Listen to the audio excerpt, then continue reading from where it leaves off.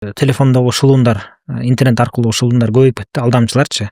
Аябай көбөйүп кетти. Биз көрүп эле атабыз, видеолорду монтаждап жазып алып, элди өзгөчө кээ бир офистерге топтоп алып, мисалы үчүн акыркылардан көрүп калдык го жанагындай акчаларды чогулткан кооперативдер боюнча, же болбосо жанагындай электрондук капчыктар боюнча бирдеке коин дегендердичи. Анан ошолорду көрүп атабыз, анан миллиондогон акчаларды жеп эле, анан эчтеке болбогондой эле, коркпой эле, түрмөдөн коркпой эле, мейли эми акчаңды бере албай калдым деп эле түрмөгө кетип калып атышат да кээ бирлери. Анан бул жашоодо адамдарды алдап түрмөгө камалып чыккан башка, бирок эртең кыяматта Кудайдын астында ошол сен алдаган адамдар, алар канча зулум болгон адамдардын астында эртең жооп бере турган күн болот да. Анан ошон үчүн мыйзам менен, түрмө менен эмес, адамдык мындай сапатка, жүрөккө, анан Кудайга сала турган нерселерди ошол дин аркылуу көргүзгүбүз келди. Мисалы үчүн адам баласы адамдан коркпой коюшу мүмкүн, башка нерседен коркпой коюшу мүмкүн, балким мыйзамдан коркпой коюшу мүмкүн.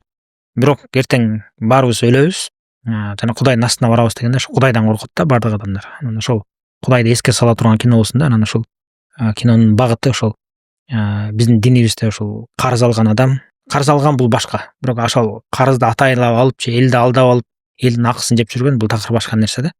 Анан ошонун адамдын акысы деген кандай? Карыз алгандан кийин бериш керек же бербей коюш керекпи? Анан мынтип адамдарды алдап жүргөндүн аягы эмне менен бүтөт деген баардыгын ошол ой аркылуу, кино аркылуу бергибиз келди да.